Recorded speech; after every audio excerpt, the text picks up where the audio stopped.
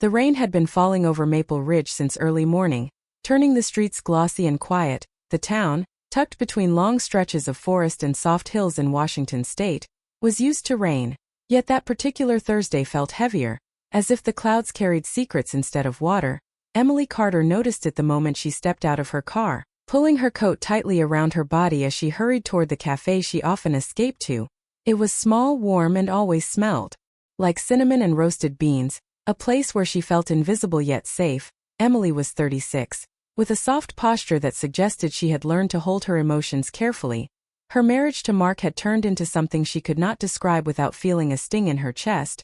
They were not enemies, they were not strangers, but they were no longer partners either. Their conversations had turned into short exchanges about bills, schedules, and things that did not matter, and in a quiet way she had started to disappear inside her own life. Inside the cafe, Emily ordered her usual drink and took a seat by the wall. She let out a slow breath, the kind she held during the arguments that never quite became arguments at home. Her wedding ring glowed faintly under the warm lights. The ring still fit her finger, but she no longer felt like it fit her life. She brushed that thought away like she always did, choosing instead to open the book she had been pretending to read for weeks. That was when she noticed him. At the table by the window sat a man she had never seen before. In a town where everyone knew everyone, he looked out of place and yet somehow perfectly at ease. He was in his late 30s, maybe early 40s, dressed casually, with a notebook open in front of him. He wasn't reading it. He was sketching. His hand moved quickly but gently, as though he was drawing something he knew by heart. Emily didn't mean to stare, but there was something calming about the way he concentrated, as if the storm outside wasn't touching him at all. He lifted his eyes for a second, and their gazes met. He didn't look away quickly like most strangers did. Instead, he offered a polite smile, soft and warm. Emily felt her chest tighten in surprise. She looked away immediately, embarrassed, yet something inside her, something she hadn't felt in a long time, flickered awake. A few minutes later, a voice broke through her thoughts. "Excuse me, is this seat taken?" Emily looked up, startled. The man from the window stood beside her table, holding his notebook and a half-empty cup. His eyes were gentle, the kind that noticed things without pushing. She shook her head. "No, go ahead." He sat down across from her, giving her space while still being close enough to feel real.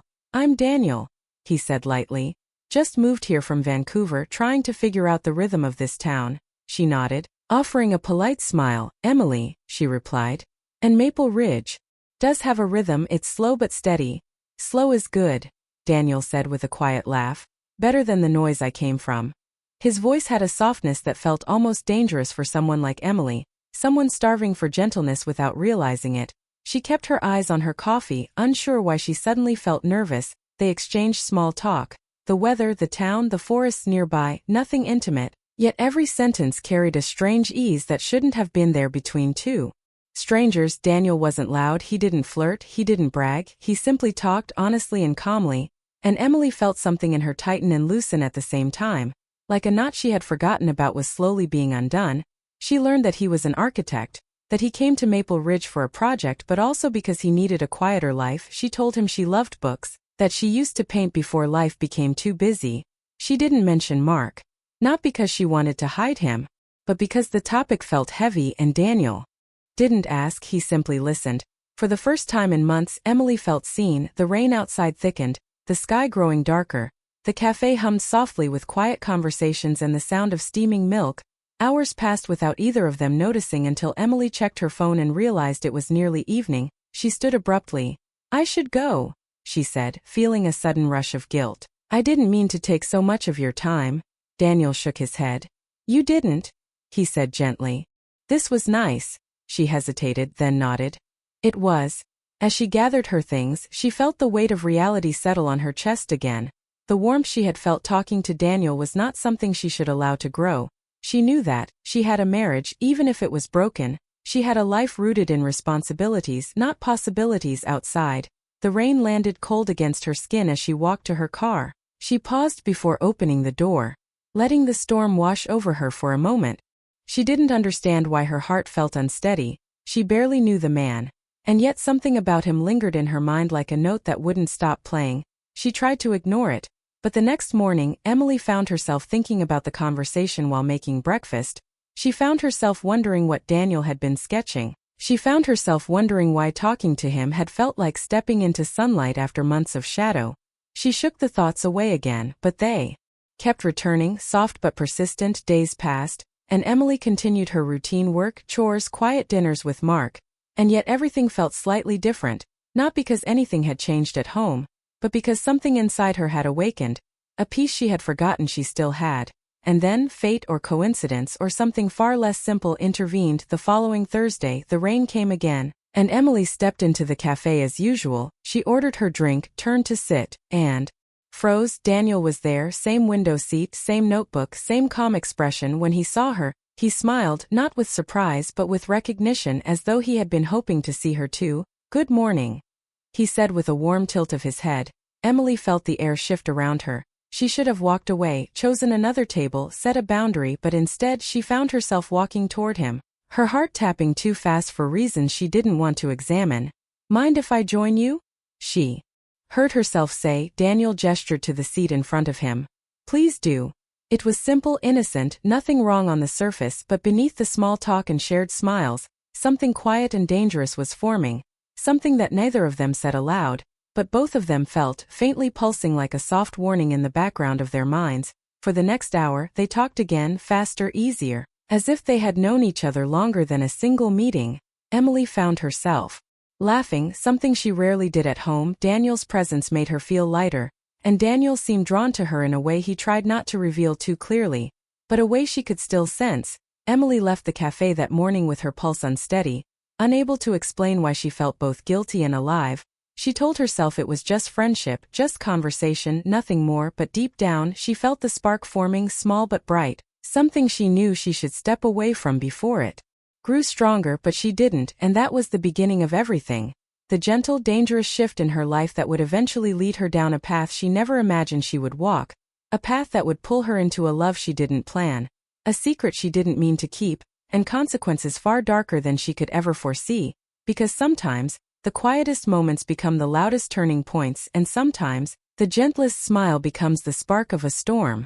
And in Maple Ridge, that storm had only just begun. Emily had promised herself she wouldn't return to the cafe that next week, but promises made to protect the heart are often the first ones broken. Maple Ridge had its routines, its quiet streets and slow mornings, yet ever since meeting Daniel, the town felt different. She felt different. The rain didn't seem so heavy, the mornings didn't feel so empty, and even her drive to work felt less numbing. Still, she tried to pretend nothing had changed, because accepting it meant admitting something she wasn't ready to face. But life rarely waits for people to be ready.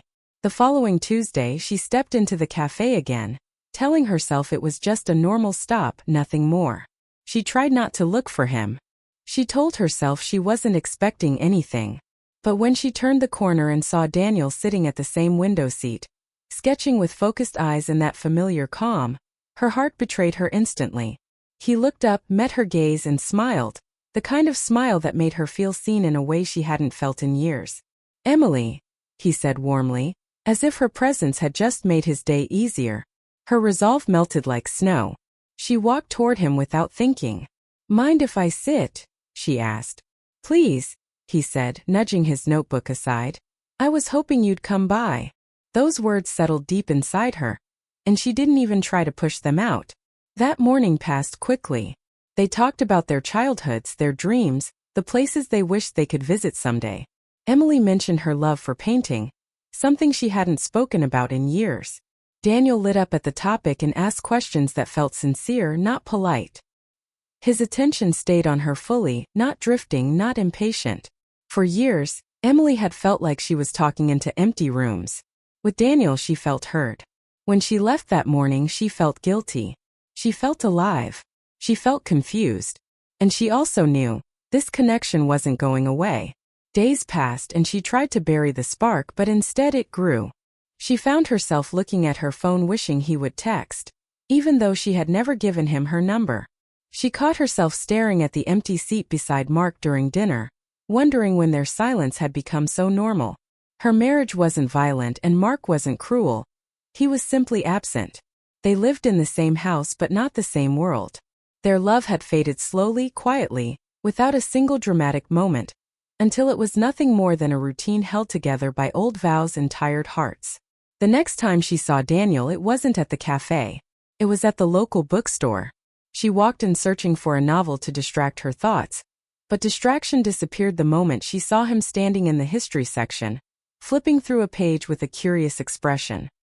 He looked up at the sound of her footsteps. Surprise flashed through him, then warmth, then something deeper. "Emily," he said again. And somehow her name sounded different when he said it, almost like a secret.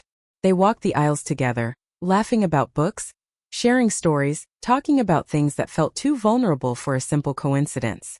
People walked past them, but they seemed to move in their own pocket of time. When Daniel brushed against her arm while reaching for a book, something inside her fluttered, enough to make her step back slightly. He apologized softly, but his eyes gave away the truth. They both felt it. A connection that shouldn't grow was growing anyway. After that, the meetings became intentional. A walk by the river. Coffee on a Saturday morning. A short drive around town just to talk. Moments stolen from ordinary days. They kept things clean, careful, respectful. No forbidden touches, no crossed boundaries. But emotional lines blurred quickly, and they both knew it. They didn't speak about it, but they felt it every time their eyes lingered too long. In those weeks, Emily rediscovered pieces of herself she thought she'd lost forever. She smiled more. She breathed easier. She painted again, small strokes at night after Mark fell asleep. She tried to hide her happiness from her husband, not because she wanted to lie, but because she didn't know how to explain something she didn't yet understand. But in a small town, happiness is loud, even when invisible. People noticed her glow. Her coworkers whispered, wondering why Emily looked brighter lately. The barista at the cafe started giving her knowing looks. Even her neighbor mentioned she seemed lighter these days. And small-town curiosity always leads to someone watching. One evening, Emily and Daniel took a walk along the river trail just as the sun began to set. The sky glowed orange and pink, reflecting off the water like pastel paint. Their conversation was soft, gentle, filled with quiet confessions. "I feel like I've known you longer than a few weeks," Daniel admitted. Emily didn't answer at first. She watched the water ripple, feeling her heart pull in two directions. "Sometimes I wish I met you at a different time in my life." Daniel swallowed hard. "I know." They didn't touch. They didn't cross the line. But their words did. When they parted that night, Emily felt an ache she couldn't name. She tried to go home and return to her old routine. Cook, clean, fold laundry. But everything inside her had changed too much to go back. And then the first sign of danger arrived.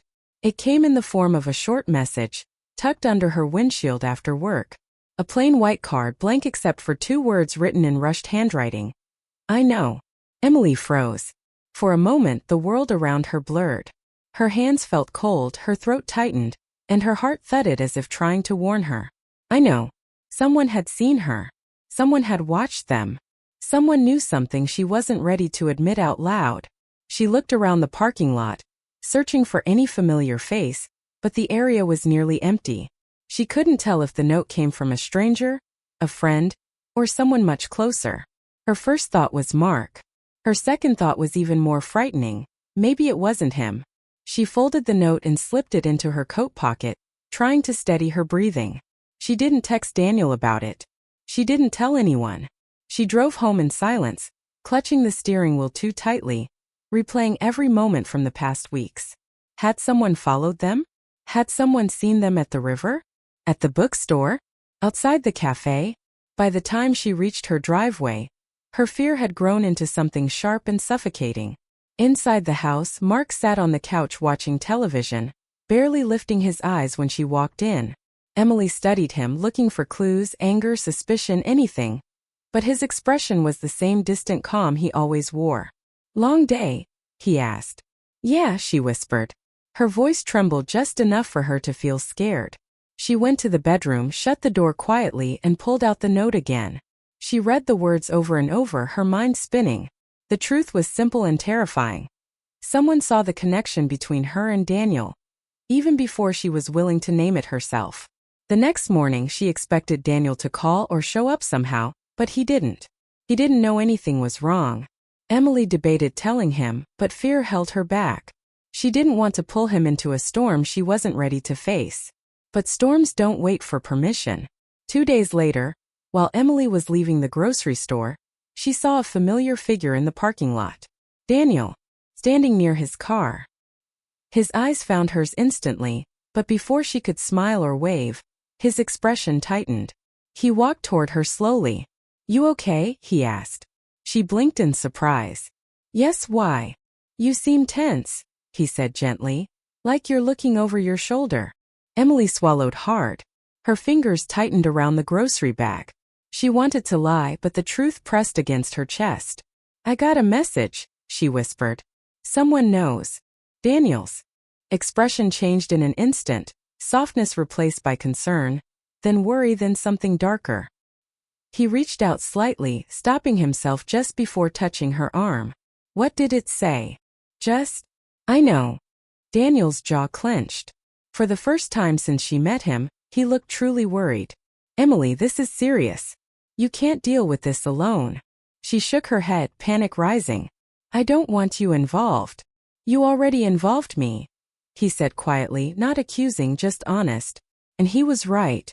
Their connection wasn't a harmless coincidence anymore. It wasn't simple. It wasn't quiet. It was visible. It was growing. And someone was watching. Daniel exhaled slowly. "We need to be careful. Whoever left that note didn't do it to be kind." Emily felt a chill run down her spine. A love born out of loneliness had turned into something fragile and dangerous. A secret no longer safe. A connection that felt warm but cast a long shadow.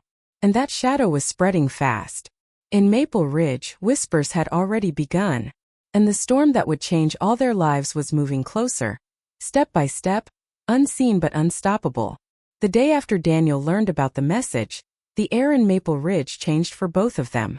What once felt warm and exciting now felt fragile, like they were walking across thin glass. Emily went through her usual routines, but she kept looking at the windows, the driveway, the rearview mirror of her car. Her heart beat too loudly in her ears, as though warning her that the storm she'd been trying to outrun was now already inside her life. Daniel too became more guarded. He still met her, but always with cautious eyes, scanning their surroundings. He tried to hide his worry to keep her calm, but she could feel it in every word he spoke. The softness that once defined their conversations had changed into something more urgent, more tense. And then Mark noticed. He wasn't an emotional man. He didn't explode. He didn't shout.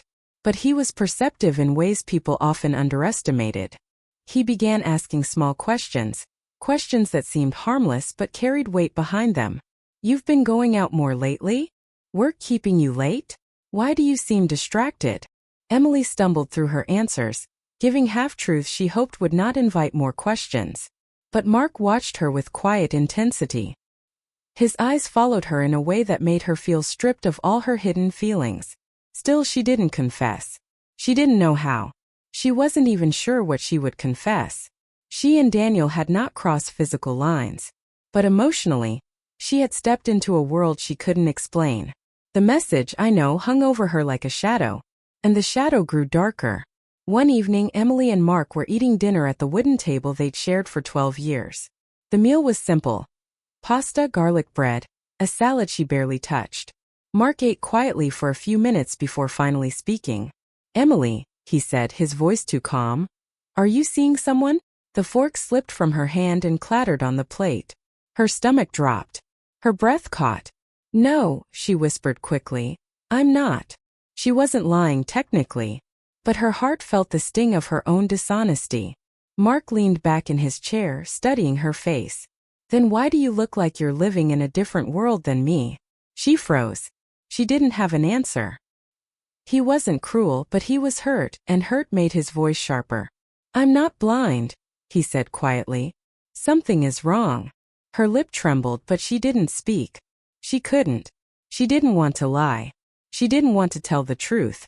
She didn't want to break anything, but everything was already cracking. Mark stood and walked away without another word. And that night, Emily cried silently into her pillow, trying to hold her world together with shaking hands. The next morning, she texted Daniel for the first time. "I think Mark knows something." He responded immediately. Meet me at the river trail. Please. Emily hesitated, afraid to make things worse, but fear and confusion pushed her forward.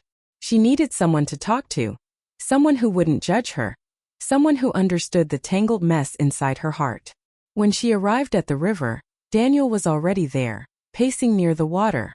The sky was gray, and the wind carried the first hints of an approaching storm.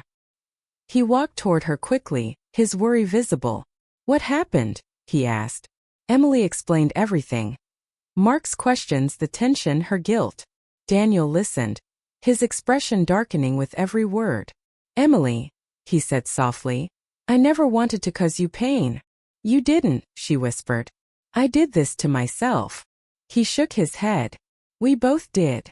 Silence fell between them, broken only by the rustling trees and the distant sound of water brushing against rocks. Emily stepped closer, hugging her arms to her chest. I should end this, she whispered. I should stop seeing you. Daniel's jaw tightened. If that's what you want. She didn't answer, because she didn't know what she wanted. Then Daniel said something that broke her. I don't want to lose you. Emily felt tears rise, but she blinked them away. She couldn't fall apart. Not here. Not now. Daniel, you already know we can't keep doing this, she whispered. We've crossed too many lines. Not physical ones but emotional ones. And it's hurting everyone. Daniel looked away, jaw tense. I know. But walking away from you feels impossible. Before she could answer, the sky cracked with thunder. And somewhere behind them a branch snapped. They both turned. But the trail was empty. Emily's heart sped up. Daniel stepped closer, protective instincts kicking in. They scanned the woods, listening. But the sound didn't come again. Maybe an animal, Daniel said, though even he didn't seem convinced. That moment planted a seed of fear inside both of them. A feeling that someone had been listening, watching. The next days grew heavier. Mark became quieter, moving through the house like a ghost. Emily felt him watching her every move, but he didn't confront her again. That silence was worse than shouting. Told her he was thinking, piecing things together, waiting. Then came the night everything changed. Mark came home early. Emily was in the kitchen preparing dinner when she heard his footsteps. They were fast, tense, unfamiliar. She turned to greet him, but his face stopped her. He held the note from her windshield. Her heart nearly stopped. Mark, where did you get that? It fell out of your coat pocket, he said, voice shaking with hurt and anger. Who knows, Emily? Who knows? She couldn't breathe. Her mind scrambled for an explanation that didn't make things worse, but no explanation existed. Tell me, Mark demanded. Tell me who it is. Tears filled her eyes. Mark, nothing happened. That's not an answer. She swallowed hard, her voice trembling. His name is Daniel. The room fell into dead silence. Mark closed his eyes like the name itself cut him deeply. So it's true, he whispered. Emily tried to speak, but he raised a hand. Not now, he said hoarsely. I need air. And he left the house without another word. Emily stood frozen in the middle of the kitchen, the smell of garlic and boiling pasta filling the quiet room. She wanted to run after him, but something inside her told her to stay. Minutes later, her phone buzzed. It was Daniel. Emily, Mark just came to my place looking for you. What's happening? Her blood ran cold. Daniel followed up immediately. He's angry. Really angry. I told him you weren't here. He left fast. I think he's heading toward the river trail. Emily's heart dropped. The river trail. Where the three of them had tangled emotions, secrets, and shadows. And where anger could turn into something dangerous if pushed too far. She grabbed her coat and rushed out the door. The sky was pouring rain by the time she reached the trail. The path was muddy, the river rushing loudly. She ran, calling Mark's name, searching desperately through the trees. Then she heard voices, raised, tense, echoing through the forest. She ran toward them. Mark and Daniel stood facing each other near the edge of the river. The current below them was fast and violent from the storm. Both men were soaked, their voices loud, their emotions uncontrolled. You ruined my marriage, Mark shouted. I didn't, Daniel yelled back. Your marriage was hurting before I ever came. You think that makes it better? Mark snapped. Emily rushed forward. "Stop! Please!" Her voice startled both men. They turned toward her just as the ground beneath them grew slippery with rain-soaked mud. Mark stepped back, his foot sliding. Daniel reached out instinctively to steady him, but Mark pulled away. The moment happened too fast. Mark slipped, lost his balance, fell toward the riverbank. Daniel lunged to grab him, but the mud gave way beneath them both. Emily screamed as the water swallowed them. Daniel surfaced first, coughing, fighting the current. Mark didn't appear right away. Panic surged through her as she ran along the edge, searching the rushing water for any sign of him. Then she heard a shout. Daniel struggling, one arm stretched beneath the water as he tried to pull Mark up. "Emily!" Daniel yelled. "Call for help." Her hands trembled uncontrollably as she dialed 911. Her voice shaking as she begged the dispatcher to send someone. By the time the police and rescue team arrived, Daniel had managed to drag Mark near the bank, but Mark was unconscious. The paramedics worked quickly, doing everything they could. Emily knelt nearby, soaked with rain and tears, feeling like her whole world was falling apart in front of her. After long, unbearable minutes, they loaded Mark into the ambulance. Daniel sat on the ground, exhausted, his clothes covered in mud, his face pale. Emily looked at him with heartbreak. "How did everything get this far?" she whispered. Daniel shook his head slowly.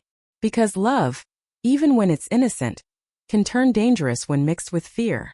Emily broke down crying. And in the small town of Maple Ridge, whispers of that night would echo for years. A quiet love story that turned into a tragedy, a warning wrapped in heartbreak, a reminder that emotions, when hidden too long, don't disappear. They explode, and everything changes.